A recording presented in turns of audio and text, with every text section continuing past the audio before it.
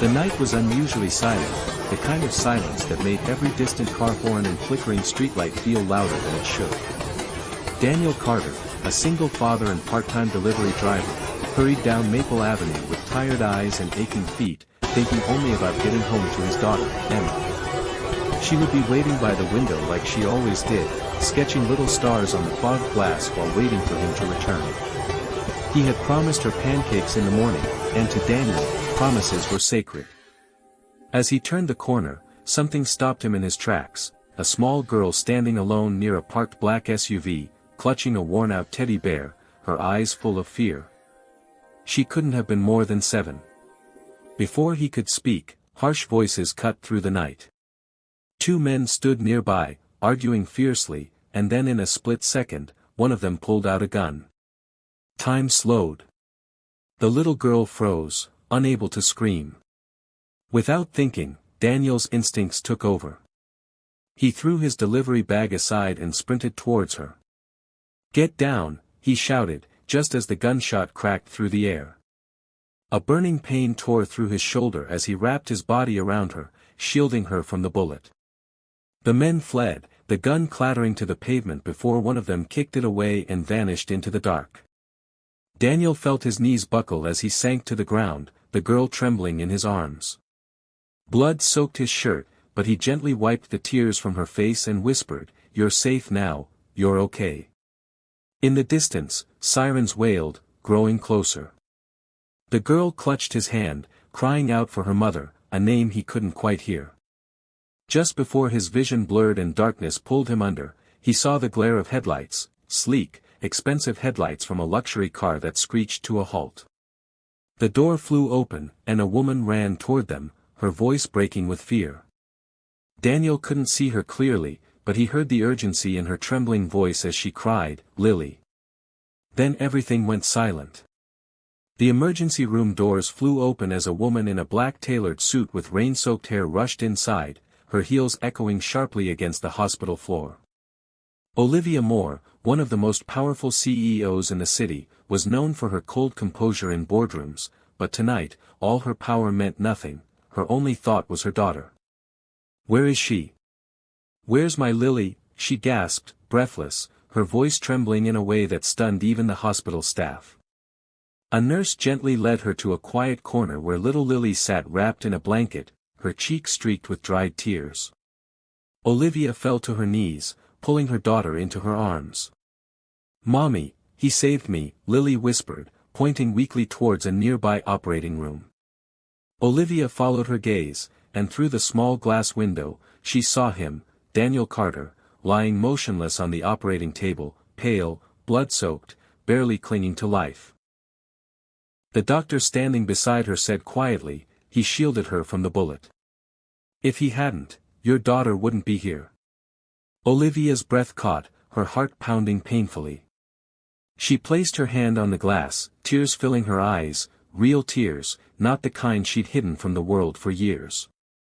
She wanted to thank him, to tell him he was a hero, but he might never wake to hear it.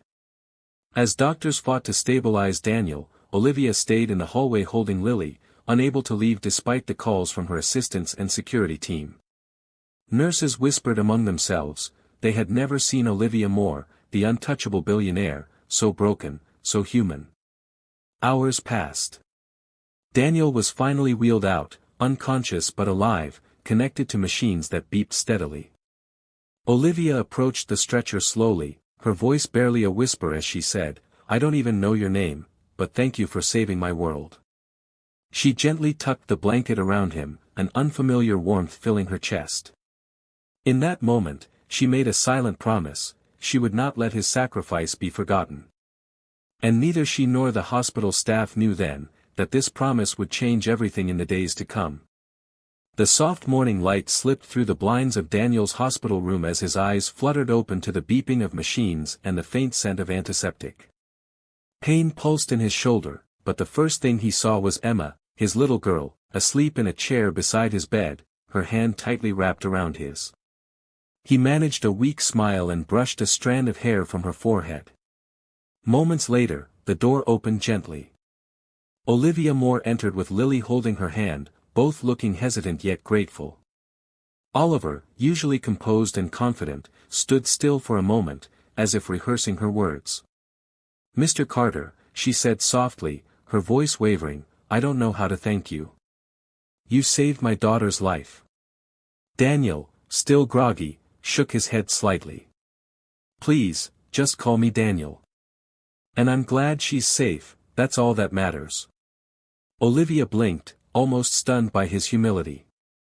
She wasn't used to people refusing favors, especially not from her. "At least let me help you," she urged. "With the bills, your home, your daughter's schooling, anything." But Daniel gently refused, his voice soft but firm. "I didn't do it for money. I did what any father would have done." Those words hit Olivia harder than she expected. She had spent years surrounded by people who calculated kindness, who measured help in contracts and conditions. Yet this man, who had so little, risked everything without expecting anything in return. Lily stepped forward, holding a drawing she'd made, a simple crayon picture of Daniel with a cape, labeled, "My Hero." Emma woke and shyly smiled as Lily handed it to him. Tears gathered in Olivia's eyes, not of sorrow, but of realization. For years, she had provided her daughter the best clothes, the best education, the safest home. But never the kind of love that made someone bleed for a stranger's child. "Then let me help in a different way," she whispered, not yet revealing her plan. As she left the room, watching Daniel gently pull his sleeping daughter closer, she knew her life, and his, were about to change in a way no one in the hospital could have imagined. A week passed, and Daniel's recovery was steady though slow. The hospital room had become quieter, filled with soft conversations between him and Emma, who never left his side. The day of his discharge arrived, and as he tried to sit up to sign the papers, the door opened and Olivia Moore stepped in, not alone, but followed by doctors, nurses, journalists, and her daughter Lily, holding a framed document. Daniel looked confused as everyone gathered around his bed. Olivia's voice was calm but emotional as she spoke. "Daniel, you refused every gift I tried to offer. You said you didn't need money or help. But I realized, it isn't you who needs help.